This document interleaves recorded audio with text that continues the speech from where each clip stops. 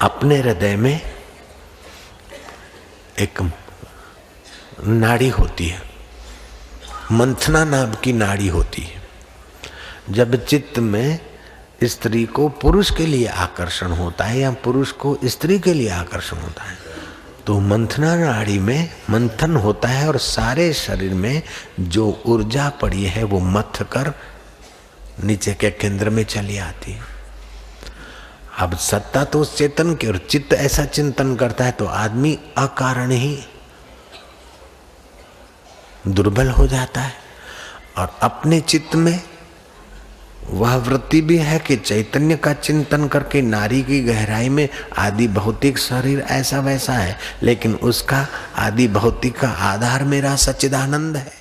तो आपके चित्त में ऐसी अद्भुत चैतन्य की लीला है कि ऐसा जैसा जैसा आपका चित्त दृढ़ सोचता है वैसा वैसा दिखता है।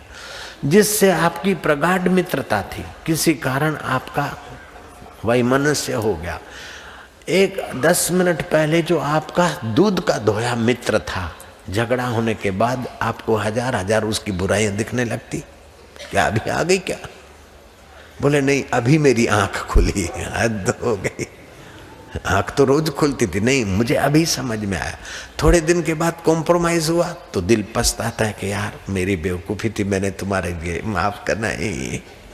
तो आपका चित्त ऐसा है जैसा जैसा इस आदि भौतिक जगत में कल्पना करता है, सोचता है और मान लेता है, वैसा ही वैसा दिखता है। नाम रख दिया बेटे का मूलचंद और जाति कह दी कौल।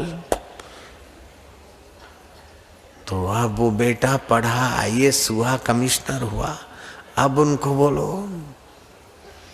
मिस्टर मूलचंद कौल, तो हजारों लोगों में, लाखों लोगों में आवाज तो गूंजेगी।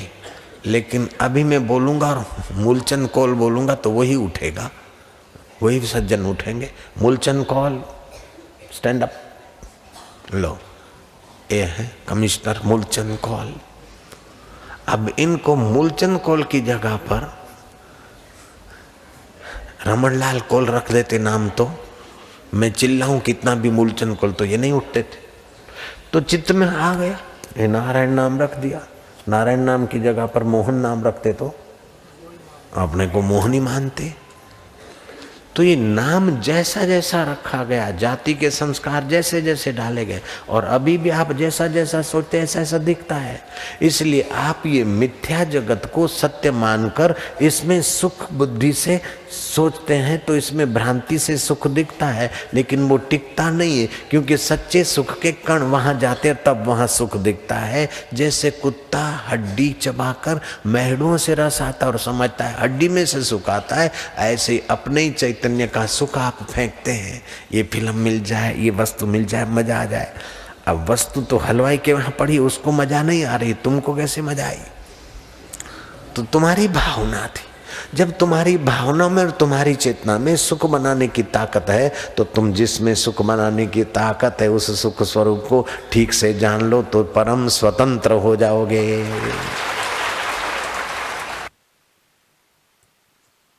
नहीं तो फलाना परफ्यूम, फलानी सुगंध मिले, नाक के द्वारा सुख की भीख मांगोगे, आंख के द्वारा सुख की भीख मांगोगे। होगा सुख अपना, लेकिन देखोगे वहां स्पर्श के द्वारा सुख की भीख मांगोगे।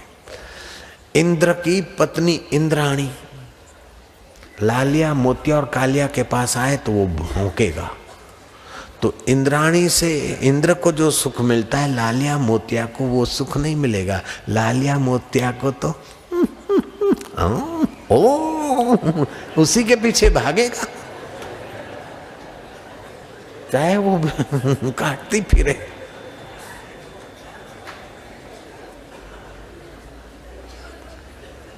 तो ये जिसकी जैसी जहां कल्पना है, अपने ही उस आदि दैविक स्वरूप को आदि भौतिक में कल्पना करके सुख में जीव घूम रहा है, चक्कर खा रहा है। इसी बात को कबीर जी ने कहा, भटक मुआ भेदू बिना पावे कौन उपाय, खोजत खोजत युग गए पांव कोस घर आए। सुख को खोजते खोजते जीवात्मा के कई युग बीत गए, भेद और रहस्य को जानने वाले सत्पुरुष की शरण नहीं गए, और गए तो उनके अनुसार साधन करके बुद्धि को शुद्ध करके शुद्ध सुख नहीं लिया, बस नश्वर दुनिया की चीजें मांगी। हमको ये मिल जाए, हमको ये दे दो, हमारे ये दे दो, हमारी तबीयत ठीक कर दो, हमारा धंधा ठीक कर दो। अरे तबीयत ठीक हो गई फिर भी मरेगी, तबीयत धंधा ठीक हो गया तब भी छोड़ के जाना है। जो कभी छूटे नहीं उसको पाने के लिए तुम अपने विचार को ठीक कर लो, तो तुम्हारा दीदार करके लोग अपना भाग्य बना लेंगे। तुम ऐसे परमात्मा के सपूत हो। भगवत भक्ति का स्व में संस्कार होता है, भगवत ज्ञान का स्व में संस्कार होता है, और संसार के ज्ञान का बुद्धि में और मन में संस्कार पड़ता है। स्व की मृत्यु नहीं होती है, जीव की मृत्यु नहीं होती है, मन बुद्धि में परिवर्तन होता है। जीवात्मा तो वही का वही है, वही का वही है, तभी तो पुण्य का फल स्वर्ग में भोगता है, वही का वही है, तभी तो पाप का फल नरक में भोगता है, वही का वही है, तभी तो अगले जन्म का योगी अभी बचपन में ही योगी हो जाता है।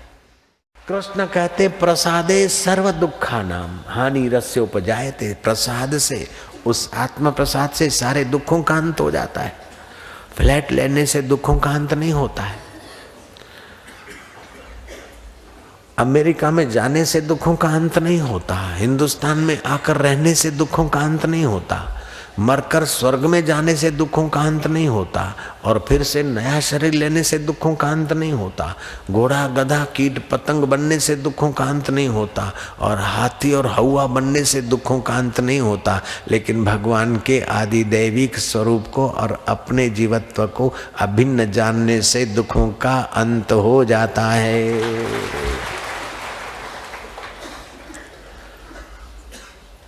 संसार तापे तप्ता नाम योगो परम औषधः। संसार के ताप में तपे हुए जीवों के लिए ये योग परम औषध है। बाकी आटलू मળી जाए तो निराश થઈ जाए, वो तो थोड़ा थोड़ा, जैसे कंटक के वृक्ष के थोड़ी टहनियाँ और पत्ते तोड़े, थोड़ी देर के लिए कंटे नहीं रहे लेकिन मूल तो पड़ा है। ऐसे दुखों का मूल अपने आदि दैविक स्वरूप को नहीं जानते तो दुख तो पैदा होते रहेंगे। कभी न छूटे पिंड दुखों से जिससे ब्रह्म का ज्ञान नहीं। लेकिन मेरा परिश्रम तब सफल होगा कि आप भी ईश्वर के सिवाय कहीं भी मन लगाया तो अंत में रोना ही पड़ेगा, ये बात समझ लो।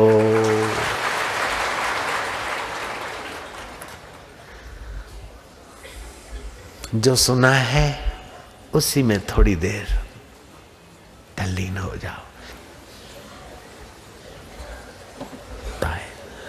धन इकट्ठा करने से दुखों का अंत नहीं होता, छूटा छेड़ा देने से भी दुखों का अंत नहीं होता, कुंवारा रहने से भी दुखों का अंत नहीं होता, परिवार बसाने से दुखों का अंत नहीं होता, ऑफिसर बनने से दुखों का अंत नहीं होता है, सेठ बनने से दुखों का अंत नहीं होता है, कुछ भी बनने से दुखों का अंत नहीं होता। जहाँ दुख की दाल नहीं गलती है वहाँ अपने चैतन्य को विश्रांति दिलाने से दुखों का सदा के लिए अंत हो जाता है। फिर व्यवहार में दुख सुख दिखेंगे लेकिन बाधित दिखेंगे। जैसे जली हुई रस्सी के बल दिखते हैं, जली हुई अखबार का कार्टून दिखता है लेकिन खमण खाने के काम में वो अखबार नहीं आएगी।